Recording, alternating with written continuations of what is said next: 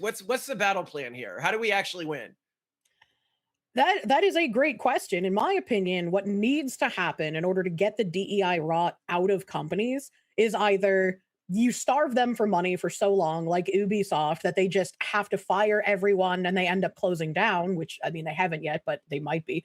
And other than that, it's just like you have to make sure everyone gets fired who's involved in pushing DEI stuff.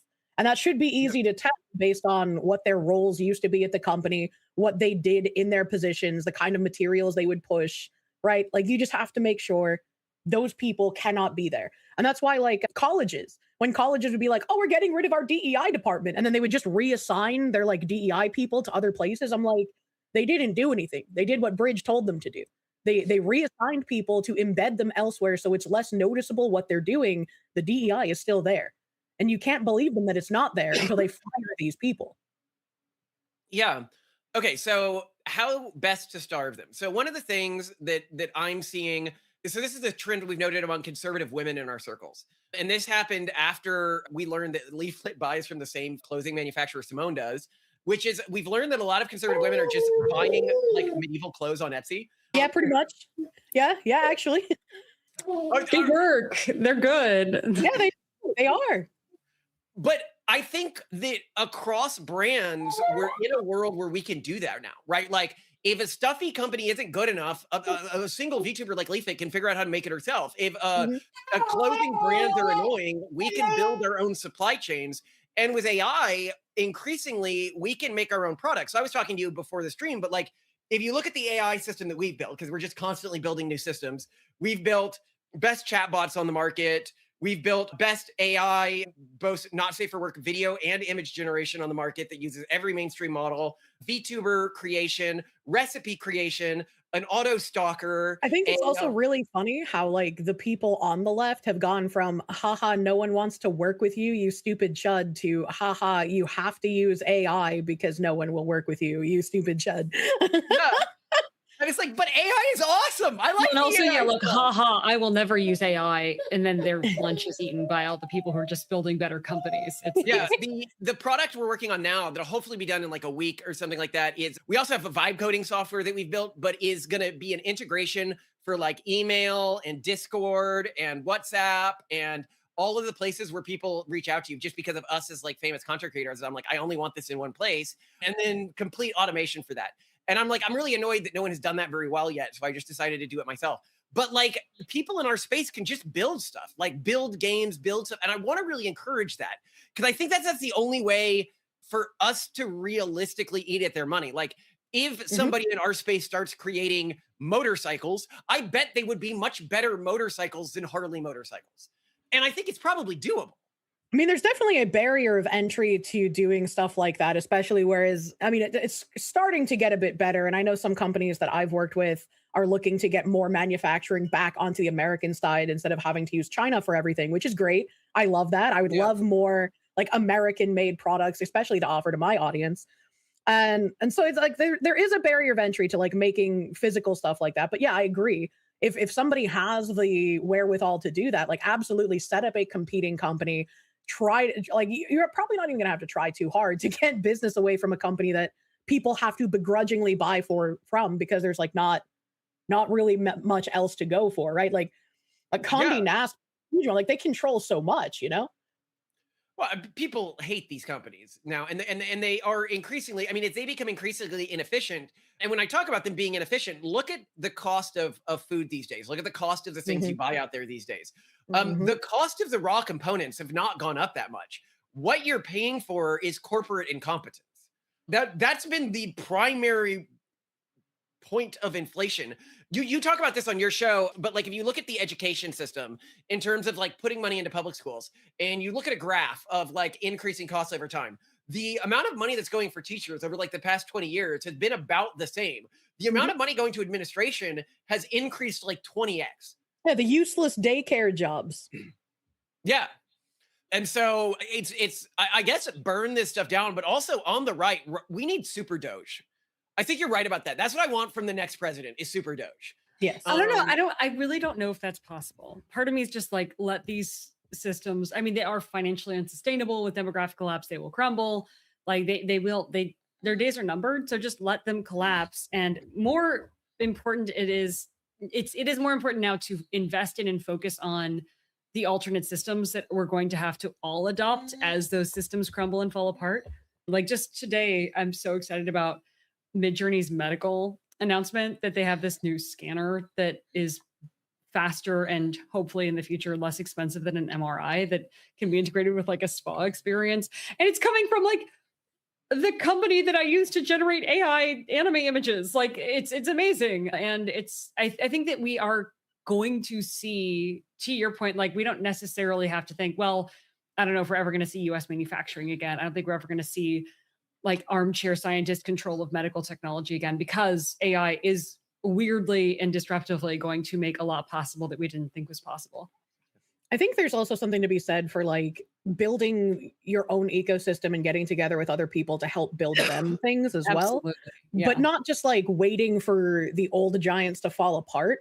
This is the point where it's like you have to be aggressive in, at the bare minimum, being like, don't buy products from these people and here's why. Like not doing the same preachy thing that leftists do, where it's just like, if you buy these things, you're an evil Hitler. But it's like you want to get that information out so people know like this is what this company is doing. This is what they're going to continue to do. They're lying to you and they're trying to subvert you.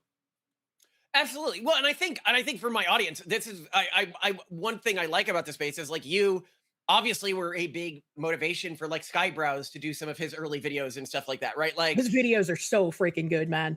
Aren't they? They're fantastic. Have you seen Holy Ball, by the way? I've seen a good chunk, and I've left some to play while I'm working. Our kids sing them all the time. Now our kid is singing the Mormon one, the bricks and minifigs, you know, like. I haven't even gotten into that situation. I had a few people in my chat tell me about it, and I was like, oh, I should look into it. But then so much information kept coming out about it. I was like, how am I going to digest this? It will piss you off so much. Like so many times. And I think that this is important more widely in our community, is be like, look, I like Mormons. I want Mormons on the end, but like, we do need to get in some sort of intra-community policing, right? Like we sometimes go into this with like, I'm a big fan of Jews, right? But like everyone's always like, Malcolm, Greater Israel. And I'm like, I don't much care about the countries around Israel. Like, okay, Greater Israel, whatever.